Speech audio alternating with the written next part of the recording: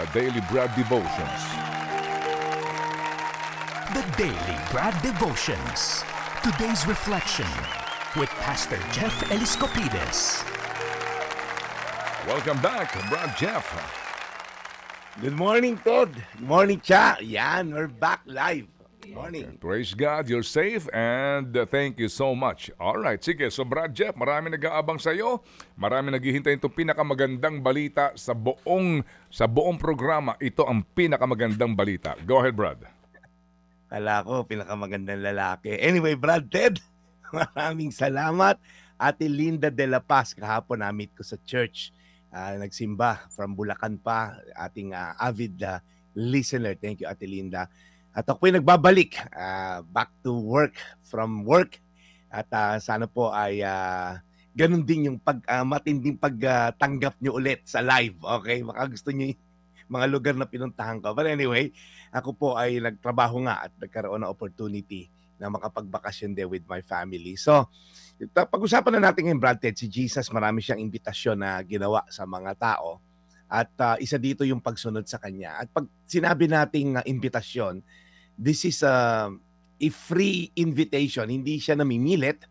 Okay, hindi niya pinupuwersa ang mga tao. In fact, one of the very first disciples niya nung inimbitahan niya, makikita natin yan sa Matthew 4:19. Sabi ni Jesus dun sa mga disciple niya, kala Peter and John, mga mangingisda, sabi, "Come follow me and I'll make you fishers of men." Yan po yung bersikulo na ginamit natin ngayon. Kasi po ito ay napakaganda dahil makikita natin yung nasa puso ni Jesus kung bakit siya bumaba sa lupa. Yes, para iligtas tayo, but more than that, para tayo ay magamit niya to advance His kingdom. Ano ine-expect natin sa isang Diyos na nagkatawang tao tulad ni Jesus? Pagka sinabing, halika sundan niyo ako. Ano ba sa kasunod nun? Come follow me, gagawin ko kayong mas mabait na asawa, gagawin ko kayong maging maayos na negosyante, mabait na tao.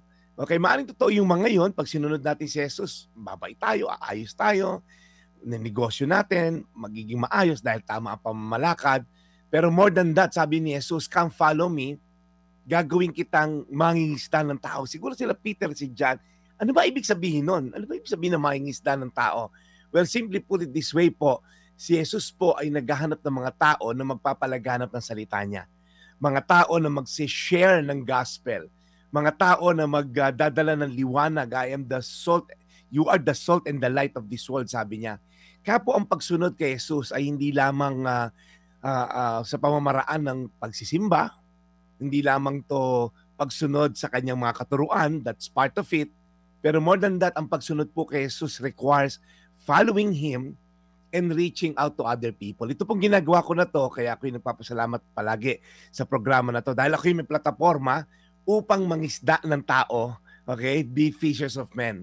Ibig sabihin, may mga isda po, yung tao na kaluluwa, na ligaw, at hopefully maipakilala natin si Jesus. At siya po ngayon ay mabibingwit, kumbaga. Ganun po yung illustration ni Jesus upang madala sa kanyang kaharian. Kaya po again, pag tayo po tumatawag sa Diyos, sana po ang paglapit natin sa Kanya hindi lamang pang sariling kapakanan. Pagalingin niyo ko, pagandahin yung negosyo ko, pagyabungin yung aking pagkatao, ako'y maging maayos. That's part of it maybe.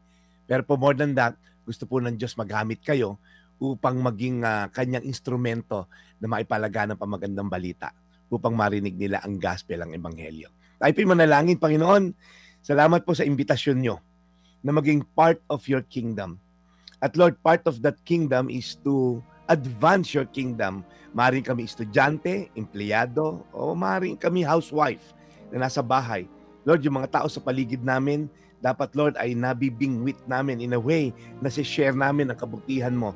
Yung mga tao Lord na napapanood namin dito sa programa na to na sa kanilang na-receive na blessing, sila ay nag-share ng blessing.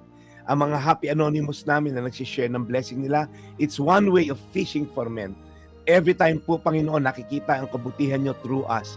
We are being a fisher of man. So gamitin niyo po kami sa inyong pag-advance ng inyong kingdom dito sa lupa. Sa pangalan ni Jesus. Amen.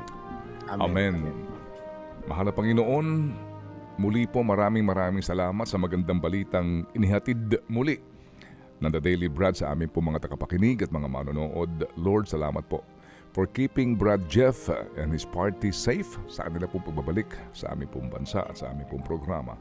Lord, we pray sa lahat din po ng mga nakikinig sa amin, lalo na po ang mga magulang na nagpapagal para po sa kanilang mga pamilya. In Jesus' name, we pray.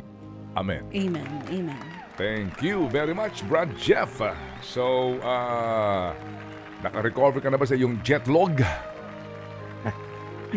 Well, kanina Brad, alas 3 ng madaling araw ako nakatulog. Nakita ko nga, gising ka na 2:30 So, nakita ko yung text mo. Oo, diba? Kasi alas 9 pa lang ng gabi doon sa bansa na yun. So, Oo nga, pero ano kasi, di ba, nagmensahe ka sa akin ng late night. So, ang sagot ko sa iyo, paggising ko, 2:30 in the morning. Yan ang patunay ng mga uring manggagawa na maagang gumigising para din po paghandaan ang ating mga trabaho. Nauna pa ako kay Mong Guabes kanina eh.